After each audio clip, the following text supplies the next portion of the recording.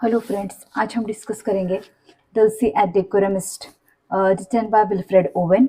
अगर ये pronunciation wrong है तो आई एम एक्सट्रीमली सॉरी। अभी जो विल्फ्रेड ओवेन है ये एक इंग्लिश पोइट और सोल्जर थे और इनका लाइफ स्पैन जो था वो काफ़ी कम था। मतलब ही जस्ट लिव्ड फॉर 25 ईयर्स, 1893 से लेकर 1918 तक। विल्फ्रेड ओवेन की ऑलरेडी दो पोएम्स मैं अपने चैनल पर डिस्कस कर चुकी हूँ, जिसमें से एक है इनसेंसिबिलिटी और दूसरी स्प्रिंग ऑफेंसिव। अब जैसे कि आप जानते हैं कि Wilfred oven was a leading poet of the first world war. मतलब ड्यूरिंग फर्स्ट वर्ल्ड वॉर जिन्होंने वॉर पोइट्री लिखी है उसमें से विल्फ्रेड ओवेन एक लीडिंग पोइट है। लेकिन जो भी पोएम हम विल्फ्रेड ओवेन की पढ़ते हैं, generally when we discuss Wilfred Owen we say that he was a war poet. लेकिन जब हम उनकी पोइट्री पढ़ते हैं तो all the poems are anti war. मतलब उनकी कोई भी पोएम जो वो वॉर को सपोर्ट नहीं करती है। He was absolutely against a war. और जो वॉर को हीरोइज्म दिया जाता है, मतलब एक कि सोल्जर की लाइफ जो वो हीरोइक होती है, it's a great idea to die for nation, तो वो कितनी खोखली है ये आइडिया, ये कितना बड़ा झूठ है। और युद्ध की सच्चाई क्या होती है इसका फर्स्ट हैंड एक्सपीरियंस हमें विल्फ्रेड ओवेन की पोएम्स में मिलता है, because he himself was there on the war ground. तो उन्होंने जो कुछ भी देखा है वो हमें फर्स्ट हैंड एक्सपीरियंस उनके पोएम के थ्रू मिलता है। आप उनकी इनसेंसिबिलिटी पोएम देखिए, स्प्रिंग ऑफेंसिव देखिए, या आज जो हम ये डिस्कस करने वाली है वो देखिए। हर पोएम में हमें ये देखने को मिलता है कि वॉर की डार्क रियलिटी क्या है, और थोड़ा भी हीरोइज्म हमें सोल्जर लाइफ के बारे में यहाँ पे देखने को नहीं मिलता है। So it's a strong anti war poem, powerful anti war poem. So let's begin. अभी जो टाइटल है दल्सी एट डेकोरम इस्ट, ये जो है ये लिया गया है एक्चुअली रोमन पोइट की एक पोएम की ये लाइन है, जिसका मीनिंग ये होता है that it's a good idea to die for the nation.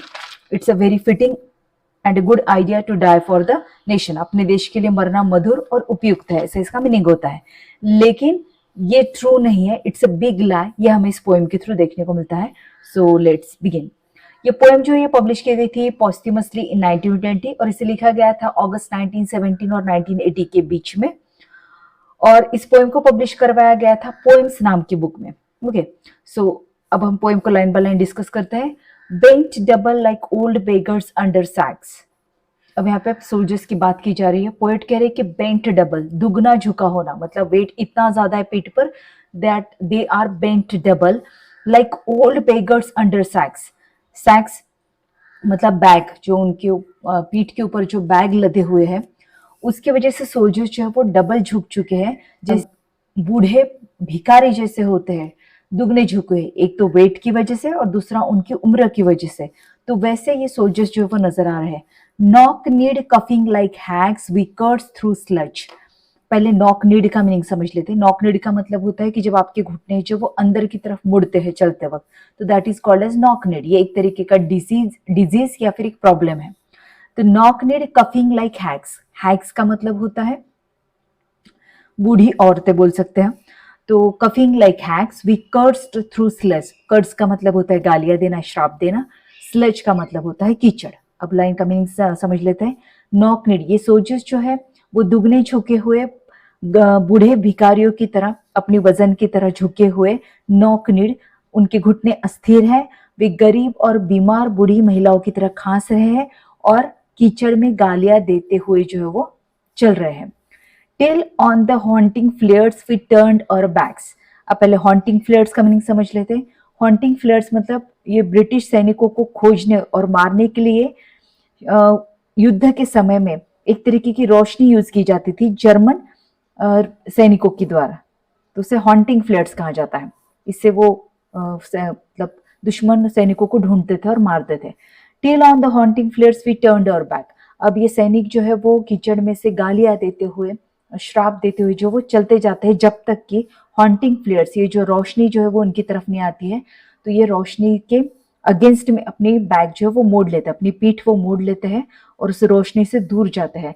And towards our distant rest began to trudge. Trudge का मतलब होता है थकावट के कारण धीरे धीरे चलना। और वो पलटते हैं और कहाँ जाते हैं, अपने दूर के शिविर की ओर मार्च करना शुरू करते हैं, जहां वो आराम कर सकते हैं। Main marched asleep. अब ये जो सैनिक है इनको यहाँ पे मार्च कहा गया है, सॉरी मेन कहा गया है, तो मेन मार्च्ड अस्लीप मतलब ये जो सारे थके हुए सैनिक थे। वो जब चल रहे थे तो ऐसा लग रहा था मानो वो सो रहे हैं, because they were extremely exhausted and tired. पुरुष इतने थके हुए हैं कि चलते समय ऐसा लगता है कि वे सो रहे हैं। Many had lost their boots, कई ने अपने लड़ाकू जूते जो है वो खो दिए, जो वो युद्ध के दौरान पहनते हैं। बट लिम्प्ड ऑन, फिर भी अपने लंगे पैरों से वो लड़खड़ाते हुए, जो लिम्प्ड ऑन मतलब लंगड़ाते हुए चलना, ब्लड शॉड, उनके जो पैर थे उनमें से खून बह रहा था, तो देवर ब्लड शॉड। वैसे तो ये ब्लड शेड वर्ड है एक्चुअली, ब्लड शेड का मतलब होता है खून से लथपथ होना, लेकिन शॉड इट इज इक्वल और parallel to the same word blood shed. All went lame, सब जो सैनिक जो थे वो इतने थके हुए थे कि वो अनिवार्य रूप से विकलांग है, ऐसे लग रहा था मानो वो अपरिहार्य रूप से, आप अगर उनका चलने का तरीका देखोगे तो ऐसा लग रहा था जैसे वो विकलांग हो चुके हैं। लेम, ऑल ब्लाइंड, वो सब अंधे हो चुके थे, उन्हें कुछ नजर नहीं आ रहा था। बिकॉज ड्रंक विथ फटीग, थकान से वो नशे में चूर हो चुके थे, ये नशा थकान का था। They had no control over their vision और their legs, deep even to the hoots of gas shells dropping softly behind. वो इतने थक चुके थे कि मानो जैसे वो बहरे हो गए हो। उन्हें वो जो गैस शेल्स के मतलब गैस के जो गोले पड़ रहे थे पीछे, वो गैस पॉइजनस होती थी, वो जो गैस के गोले धीरे धीरे उनके पीछे पड़ रहे थे, उसकी जो हुट की आवाज थी वो तक उन्हें सुनाई नहीं दे रही थी। इतने सोल्जर्स जो थे वो थक चुके थे। Gas gas quick boys and ecstasy of fumbling fitting the clumsy helmets just in time. अब कोई व्यक्ति जो है वो जहरीली गैस के बारे में तत्काल चेतावनी देता है, गैस गैस क्विक बॉयज जल्दी करो। And ecstasy of fumbling, ecstasy का मतलब तो वैसे परमानंद होता है, लेकिन यहाँ पर एक्सटेसी मतलब है जल्दी जल्दी में कुछ करना। फंबलिंग का मतलब परेशानी की हालत में या लापरवाही में कुछ ढूंढने या पकड़ने की कोशिश करना, मतलब फंबलिंग। तो जैसे ही कोई चेतावनी देता है कि गैस गैस क्विक बॉयज की मतलब गैस के गोले जो वो पड़ रहे हैं, तो आप अपने मास्क को जो है वो लगा लो ताकि वो पॉइजनस गैस आपके लंग्स में ना जा सके। तो ये सैनिक क्या करते हैं, लापरवाह, क्लमसी मतलब लापरवाह और बेढंग तरीके से, क्लमजी हेलमेट्स। अब यहाँ पे मेटाफर जो है एडजेक्टिव जो वो ट्रांसफर किया गया है। क्लमजी का मतलब होता है क्योंकि वो सैनिक इतने थक चुके हैं कि वो लापरवाह है, वो बेढंग तरीके से उस मास्क को अपने नाक पर लगाने की कोशिश करते, इतने थक चुके हैं कि वो उनसे तत्काल रूप से वो हो नहीं पाता है कि वो वक्त पे वो लगा सके। But they try, they fumble, but someone still was yelling out and stumbling and floundering like a man in fire or lime. अब yelling का मतलब होता है चिल्लाना, stumbling का मतलब होता है लड़खड़ाकर चलना, and floundering का मतलब होता है struggling like a man in fire or lime. Lime एक प्राचीन रासायनिक हथियार था जिसका उपयोग विरोधियों को प्रभावी रूप से अंधा करने के लिए किया जाता था, लाइम का। ओके, तो उसमें से जब वो सारे सैनिक अपने गैस मास्क को अपने नाक के ऊपर चढ़ा रहे थे, कोशिश कर रहे थे उसे लगाने की, उसमें से कोई जो है वो लगा नहीं पाता है अपने नाक पर वो गैस मास्क, और वो चिल्लाता है और ठोकरे खाकर चलता है एंड फ्लाउंडरिंग, स्ट्रगल करता है, संघर्ष करता है, जैसे कि कोई इंसान आग में अपने आप को बचाने के, या फिर लाइम में अगर वो लाइम की वजह से अगर वो अंधा हो जाए, the way he shouts, the way he behaves, जैसे वो संघर्ष करता है बचने के लिए, वैसा संघर्ष उसमें से कोई एक सैनिक करता हुआ नजर आता है। Dim through the mystery panes and thick green light, as under a green sea, I saw him drowning. अब पोइट यहाँ पर उस सैनिक की बात कर रहे हैं, उस दृश्य के बारे में हम बता रहे हैं जब अपने गैस मास्क के शीशों और हवा में भरी जहरीली गैस के साथ पानी के नीचे होने से करता है। पोइट यहाँ पे क्या कह रहा है कि डीम मतलब धुंधला होना, through the misty panes, misty panes का मतलब है यहाँ पर कि उनके जो गैस मास्क थे उस पर जो शीशा लगा हुआ था, पेन्स मतलब शीशा, वो मिस्ट्री मतलब it was filled with we can say a fog, कि वो दिख नहीं रहा था उसमें से, मास्क के जो शीशे थे वो धुंधले हो चुके थे। एंड थिक ग्रीन लाइट, अब वो जो गैस के गोले पड़े थे उसमें से जो पॉइजनस गैस निकलती है, it was of a green colour, इसलिए पोइट ने कहा है thick green light as under a green sea. अब जब पोइट देखता है कि वो सैनिक जो मास्क नहीं लगा पाया है, या कुछ सैनिक जो मास्क लगाने की कोशिश कर रहे हैं, उनका विजन जो वो धुंधला हो चुका है उस शीशे की वजह से, they are not able to see आगे क्या है, और ये जो पॉइजनस गैस है सब तरफ, उनमें से जब रोशनी आती है तो ऐसा लगता है जैसे थिक ग्रीन लाइट हो। इसकी तुलना जो पोएट है वो कर रहे हैं ग्रीन सी से, जैसे हरा समुंदर जो जैसे आप इमेज में देख सकते हो, आई सॉ हिम ड्राउनिंग, ऐसा लगता है उस ग्रीन लाइट में जैसे मानो वो सैनिक जो वो डूब रहा है। In all my dreams before my helpless site, in all my dreams, मेरे सारे सपनों में, पोइट कहते हैं बिफोर माई हेल्पलेस साइट, ये जो हेल्पलेस साइट है, ये जो असहाय स्थिति मेरे सामने है, जहाँ पे वो अपने ही कॉमरेड्स को मरता हुआ देख रहे हैं, तो इससे पहले उनके सारे सपनों में वो क्या देखते हैं, ही प्लंजेस एट मी, कि एक कोई सैनिक है जो मर रहा है, he is in a bad condition and he plunges at me, plunges at me मतलब मूव करना या पुश करना अपने आप को या किसी चीज को क्विकली, ओके। तो कोई सैनिक जो वो अपने आप को मूव करता है पोइट की तरफ। Guttering, choking, drowning, guttering, choking and drowning का मतलब है जैसे वो पोइट अपने आप को पुश कर रहा है। गटर तो आपको पता होता, gutter word it's a big pipe used for the drainage. तो जैसे वो अपने आप को पुश कर रहा हो, चोकिंग, वो जैसे कि उसका गला जो है वो घोटा जा रहा है, he is getting choked, and drown जैसे कि वो पानी में डूब रहा हो, इस तरीके से उसके एक्सप्रेशंस होते हैं और वो पोइट की तरफ आगे अपने आप को बढ़ाता रहता है। ये साइड जो ये पोइट को अक्सर सपने में दिखता है और ये उसे काफी डिस्टर्ब करता है। If in something dreams you too could pace behind the wagon that we flung him in। अब पोइट अगेन एक सोल्जर की बात कर रहे हैं जिसकी कंडीशन बहुत ज्यादा बुरी है। पोइट कह रहे हैं कि इफ इन समथिंग ड्रीम्स, अगर आप ऐसा सपना देखते हो या देख सकते हो ऐसे सपने, यू टू कुड पेस, क्या आप एक, you too could pace, pace मतलब चलना, क्या आप भी चल रहे हो बिहाइंड द वेगन, एक व्हीकल जिसके 4 चक्के हैं उसके पीछे आप चल रहे हो, that we flung him in, we मतलब पोइट अपने आप को इंक्लूड करते हुए बोल रहे हैं कि हमने उसको फ्लंग इन किया। फ्लंग इन मतलब टू थ्रो समथिंग और someone suddenly with a lot of force.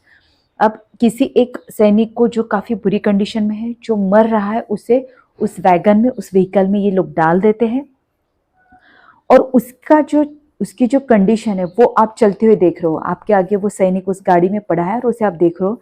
And watch the white eyes riding in his face, उसकी जो सफेद आंखें, वाई, क्यों सफेद है उसकी आंखें, because he is dying. Watch the white eyes writhing in his face, writhing का मतलब होता है छटपटाना, तड़पना, मतलब आपने टर्न करना, रोल करना इधर उधर, because your body is in pen. In his face, आप उसके चेहरे पर देख सकते हो उसकी सफेद आंखों को कि वो छटपटा रहा है, वो तड़प रहा है। हिज हैंगिंग फेस, उसका चेहरा जो वो लटक चुका है क्योंकि अब उसमें वो उत्साह या जान नहीं है। Like a devil sick of sin, वो कैसा लग रहा है, एक डेविल की तरह, उसका जो लुक है पूरा वो डेविल की तरह लग रहा है। अब डेविल्स सिक ऑफ सीन, इसका मीनिंग क्या है ये समझ लेते हैं। पोएट ये कहना चाहते हैं कि सोल्जर लुक सो हॉरिफाइड, वो इतना बुरा नजर आ रहा है, इतना भयावह नजर आ रहा है कि पोएट ने उसे डेविल से कंपेयर कर दिया है। और ऐसा डेविल जो सिक ऑफ सीन हो चुका है, मतलब ऐसा डेविल, अब आप समझ सकते हो कि devil whatever he does is going to be sin, वो अच्छे काम तो नहीं करता है, devil always performs the bad things और रॉन्ग डूइंग्स। तो खुद डेविल भी अपनी रॉन्ग डूइंग से सिक हो चुका है, परेशान हो चुका है। He is also fed up of his wrong doing sin से, जो कि ऑलमोस्ट इम्पॉसिबल है। तो ऐसे डेविल का लुक कैसा होगा, वैसा ये सोल्जर जो है वो नजर आ रहा है। The scene of war is so great that even devils are sick of it, okay. तो इसलिए devil sick of sin use किया गया है। If you could hear at every jolt, jolt मतलब धक्का, इफ यू कुड हियर, अगर आप सुन सको कि हर धक्के पर, जब जब वो व्हीकल को धक्का लग रहा था, the blood come gargling from the froth corrupted lungs. थोड़ा थोड़ा समझते इस लाइन को। गार्गलिंग मतलब कुल्ला करना, कुल्ला करते हुए जैसे पानी का आवाज आता है, गार्गल करते हुए मुंह में से जब बाहर आता है पानी, उसे गार्गल कहा जाता है। फ्रॉथ करप्टेड लंग्स, फ्रॉथ का मतलब होता है बबल्स ऑन अ लिक्विड, और करप्टेड मतलब यहाँ पर फिल्ड मीनिंग है, लंग्स यू नो। तो अब इसका मीनिंग समझ लेते हैं। तो जब जब उस वैगन को धक्का लग रहा था, तो उस हर एक धक्के पर वो जो सोल्जर है जिसे बाकी सोल्जर्स ने पीछे डाला था गाड़ी में, तो उसके लंग्स में से ब्लड जो है वो गार्गल करता हुआ, आवाज करता हुआ, जिसमें बबल्स बन चुके थे, because a lot of blood is filled in the lungs. तो उसके जो लंग्स में वो जो खून भरा हुआ था वो गार्गल करते हुए बाहर आ रहा था हर एक धक्के पर।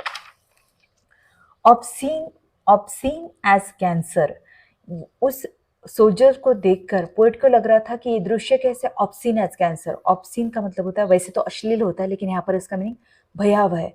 जैसे कैंसर पीड़ित पेशेंट की हालत होती है, इतना भयावह लग रहा था। Bitter as the cud of vile, cud का मतलब होता है जुगाली, मतलब जो गाय भैंसे क्या करती है कि कुछ खाती है, उसे चबाती है एंड उसको वापस अपने अंदर डाल लेती है पेट में, और फिर उसको वापस मुंह में लाती है, फिर चबाती है, तो उसको कर्ड कहा जाता है। तो bitter as the cud of vile, अब जैसे जुगाली जितनी कड़वी, मतलब वो गाय के मुंह में का जो निवाला होगा वो वापस लाने के बाद में कितना कड़वा होगा, vile very bad in taste unpleasant, वैसी कंडीशन लग रही थी उस सोल्जर्स की, इतनी बुरी। Incurable sores on innocent tongues, ऐसा लग रहा था इनोसेंट टंग्स मतलब, इनोसेंट टंग्स मतलब दी पीपल, अगर उनके टंग पर अगर इनक्योरेबल कभी ना ठीक होने वाले अगर छाले हो जाए तो उनकी कंडीशन कैसे होगी, वैसी कंडीशन सोल्जर की लग रही थी। माई फ्रेंड, मेरे दोस्त, you would not tell with such high zest, zest का मतलब होता है उत्साह, मेरे दोस्त मतलब पोइट जो ऑडियंस से बात करते कह रहे हैं कि यू वुड नॉट टेल, आप नहीं बताओगे बहुत ज़्यादा उत्साह के साथ में, टू चिल्ड्रन, उन बच्चों को, आर्डेंट मतलब जो उत्साही है, जोशीले है, for some desperate glory, desperate मतलब दे आर वेरी ईगर, भूखे हैं वो ग्लोरी के लिए, चांद के लिए। आप ऐसे बच्चों को, those who are very much interested to lead the life of a soldier, होते हैं कई लोग जो चाहते हैं कि वो सोल्जर्स बने, देश के लिए लड़े, क्योंकि इनके दिमाग में कहीं ये हीरोइज्म भर दिया जाता है कि it's a glory to die for our country, to fight in the war. जिनको ये लगता है कि वॉर में लड़ना जो है वो एक हीरोइक चीज़ है, क्योंकि वैसा ही उनके सामने पिक्चर जो बनाया जाता है आसपास की पब्लिक से, पिक्चर्स के थ्रू, मूवीज़ के through.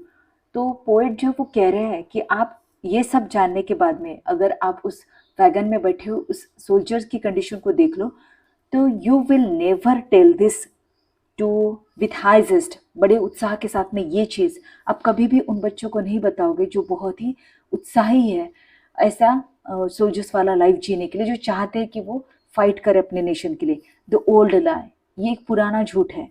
डल्सी et decorum est pro patria mori, अब इसका मीनिंग क्या है, अपने देश के लिए मरना एक बहुत ही शान की बात है और ये उपयुक्त बात है, you are very fitting to die for the country, एक बहुत बड़ा झूठ है। ओके, तो ये था इस पोएम का लाइन बाय लाइन एक्सप्लेनेशन। तो अगर आपको एनालिसिस अच्छा लगा हो तो don't forget to subscribe to the channel, hit the like button and share the video.